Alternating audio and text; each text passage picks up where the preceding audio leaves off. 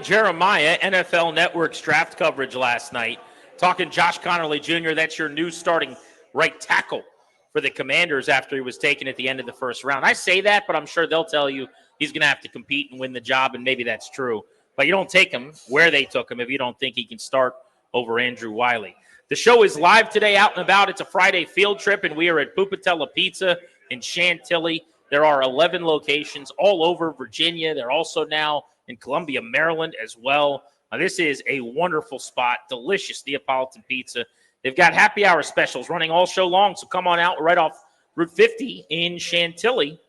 Pupatella Pizza, serving the real MVP of flavor with authentic, delicious, hat-trick-worthy Neapolitan pizzas. They're Caps fans, too. People are rocking their ready to go. Red and rocking their gear in here that are working today, and they're excited for Game 3 tonight, as are we. But the phones are open for you right now, 800-636-1067. What did you make of the Connerly pick that for the first time in show history, and I mean this, in the 6 weeks leading up to the draft, you and I talk about the draft almost every single day. Not one time did either of us speculate that this could be the pick, and not one of our guests did as well. I don't want to say it was out of nowhere because he was a first-round caliber tackle. It's a position where they could stand to get better, but we just had our eyes on different things, and honestly, I'm beating myself up a little bit for not at some point thinking maybe he could have been the guy. It never occurred to me. Didn't occur to you. I don't think it occurred to most of our hosts or any analysts that we had on. I think for me, my own personal thought process was that's Coleman's gig, right? He was a left tackle as a rookie, as a third-round pick. They said, you know what, we need to upgrade there. Let's go get Laramie Tunsil. You're right. And then Coleman's the right tackle. That was in my brain. Because last year, Brandon Coleman played left tackle, and it was not bad. I didn't think so. I think you watched him and you said you could do better, and maybe you should try to do better.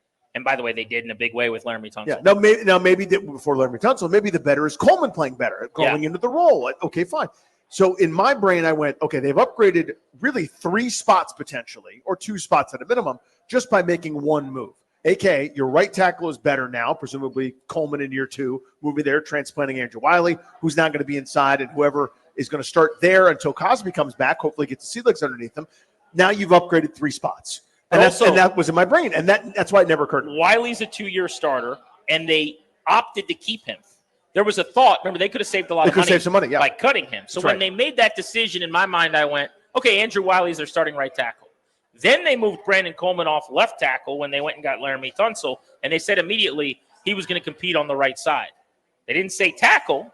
They just said the right side. We all assumed that meant him versus Wiley. He probably beats him out. So I'm looking at a competition, 2 guys for that spot, better situation than you've even had the last couple of years, but it's going from a 5 to a 6. And they said, what if we had an 8 out of 10 at right tackle? So it all makes sense. Your number one asset's Jaden Daniels. Every decision you make as an organization, if it starts with, does this help Jaden Daniels? It's probably the right way to operate. And I feel good about the end result, even if we didn't see it coming. But let's see what you guys think. Mike is in McLean, home of the Highlanders. What's up, Mike? How are you? Grant and Dave, how we doing today? Dave. How are you on the day after they took a tackle and nobody thought they would, Dave? Dave. Love the pick. We live in a copycat league, and what the Commanders have done to combat the Eagles is with their incredible defensive line. We saw what they did to the Chiefs in the Super Bowl. This is a long-term investment to protect Jaden Daniels. As we've seen, the offensive line can never be deep enough. You go get a big, angry dude to block Jaden Daniels, backside and front side for years to come. Great pick. Thrilled about it. Thanks buddy. Boys. So I brought this up in the first segment. I want to circle back to it for a second based on this call. 11% of their schedule is played against Philadelphia, right? 2 of 17. 11% more is played against the New York Giants. And yes, everyone focuses on the Eagles, and I understand that because they're the team you're chasing. They're the bully. They're the team you're trying to catch. So you do need to compare yourself to them. They're the measuring stick. But the Giants might actually have a better-built defensive line right now than the Eagles. And the Eagles is awesome. But the Giants have Dexter Lawrence, who might be the best D-tackle in football.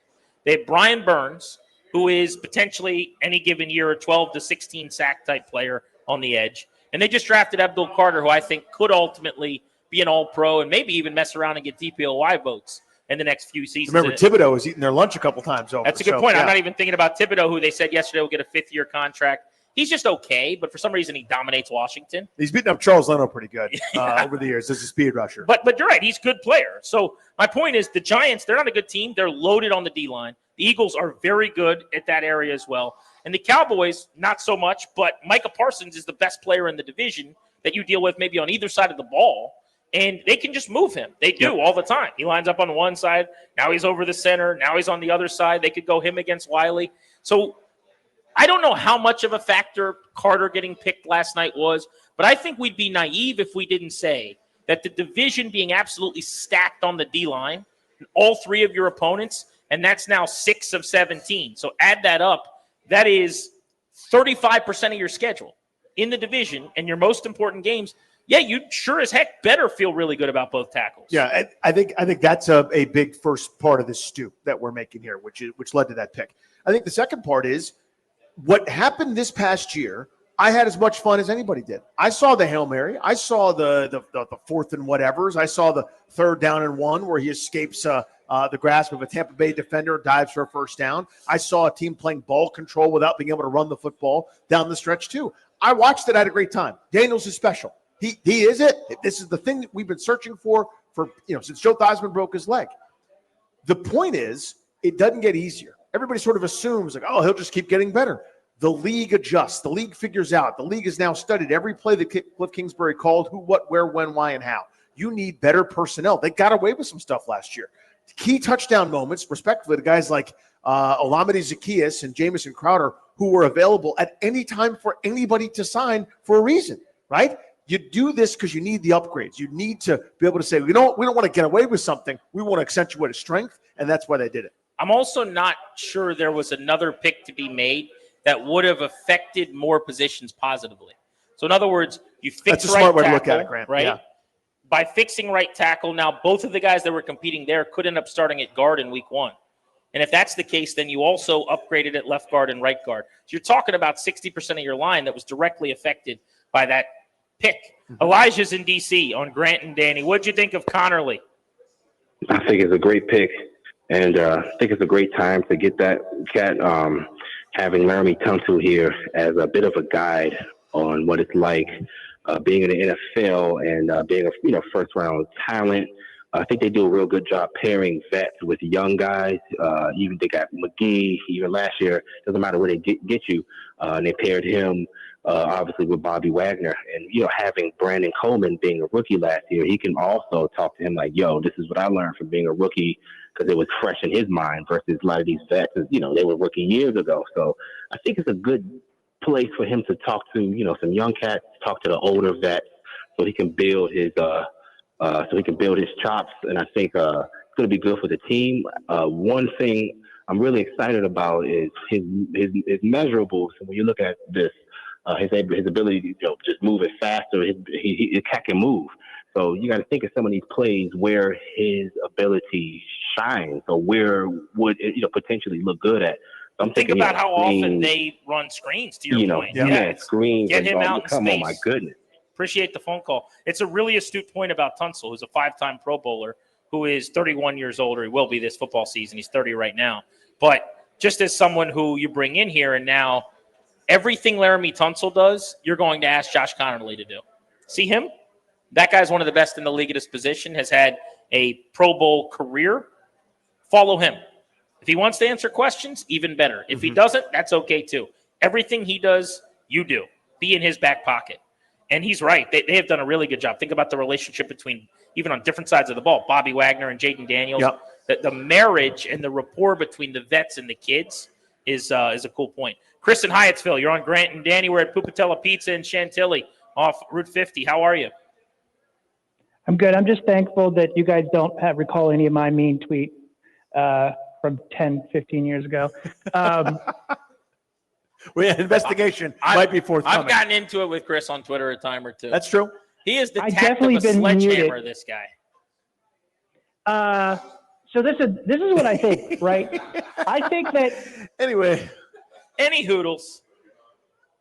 Success is boring, right? And this is what it must feel like, I think. This draft is what it's like to be a Ravens fan every year, or a Steelers fan, or a Packers fan. Teams that are perennially successful in the playoffs, that pick late in the draft, there's less buzz, there's less excitement, and also there's more uncertainty because for the last 25 years, the draft has been the highlight of the season for this franchise. So there's so much interest.